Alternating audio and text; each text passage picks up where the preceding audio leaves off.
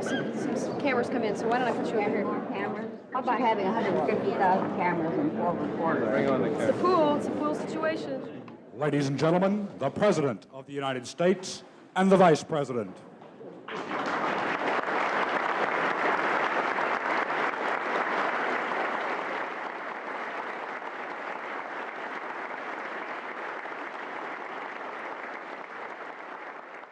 Thank you very much, and welcome to the White House. Ronald Reagan I'm has pleased to a have certain this opportunity to- ability, a certain magic, a certain way to talk directly to the American people. Certainly we do the mechanical things, but if we didn't have a president that had the ability to talk to the American people like he does, all we do would be useless. The freer the flow of world trade, the stronger the tides for human progress and peace among nations. That's the way it's always been. The White House press office is really the end of the funnel, and out through that funnel goes virtually every action the president takes, every statement he makes, and by the same token, it's the window on the White House. There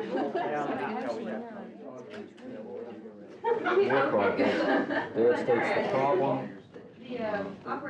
This is if you want something to quote. There are solutions. So we got two major things, Mubarak and trade leaders, no new briefing. Any other briefings today except the United briefing? Certainly any administration, any corporation, including CBS and the Westmoreland trial or whoever else, when they've got a story, they're trying to present their side of the story, and that's what we're doing. Others are looking at see if there is another side to a story. But by and large, we try to present our side of the story, and we try to present it in a fair way, and we try to present it, certainly always, with the truth. I don't think they understand the press. I don't think they sympathize with the press's function under the First Amendment, frankly. I think they think the press ought to be an extension of their public relations arm. And when we are, we're good boys and girls, and when we're not, then we're just kind of a bad press trying to distort the truth. Well, I think that's a flawed view of what the press in this free democracy ought to do. Television has evolved into a lot of personalities, not to say there aren't some good reporters in the television business, but they are a different breed of cat down there in the briefing room. They tend to be very suspicious in nature. They tend to, since Watergate, since Vietnam, make an automatic presumption that the government is lying on virtually any subject. And so you're almost day in and day out defending rather than on the offense. But it's a way of life here, and it's a way you have to learn to cope with it. I mean, it always kind of puzzles me that people complain that we concentrate on the things that are going wrong. Well, that's our job, because if we don't tell the American people about things that are going wrong, do you think he is going to? Not on your life. The question is, because it doesn't specifically say, it talks about his post-operative recovery. Does that specifically mean that they found no recurrence of cancer? Statement is just going to have to stay right where it is. The words that you speak in the briefing room can start a war, can send the stock market haywire, or it can file up a piece of carefully worked out legislation, and that's true. And it's come back to me many times how quickly your words are read around the world. Post-operative results and that his recovery was 100% complete from surgery. Are you going to be putting out more results this week? No. That's it. What do you want to do? I don't know, that makes me angry.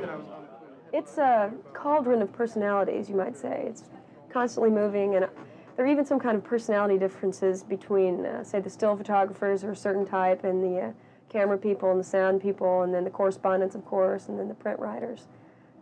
They kind of have their own operating style, which is nice. But rarely do they get really out of control as a mass wolf pack, but sometimes it's very difficult. Can you move back, please? You guys got to back up. Got to back up significantly. Yes, I know, I realize. I just can't help it. Excuse me, could you back up?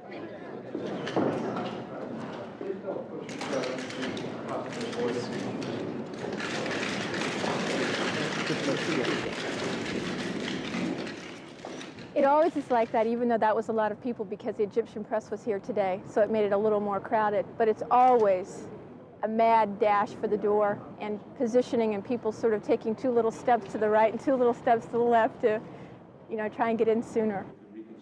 position. All cameras this way, please. Thank you. You know, the first time you go into the Oval Office, you don't know whether the Oval Office is square or round or really oval or where people are. Now I feel more comfortable, but there's always the unexpected.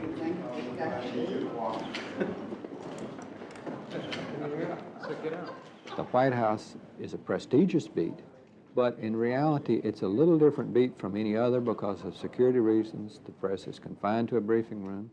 Unless they're able to work the phone successfully and build contacts, they have to deal with the briefings, they have to deal with the piece of paper we hand out. So it's a different beat for them. Many days it's actually dull for reporters because, as you know, we can't go wherever we want to and talk to whomever we choose in the White House. We stay in the press room, and if they want a story out, they'll bring it to the press room and serve it up. And when they don't want a story out, it's like pulling down an iron curtain on news, and we simply wait for them to move.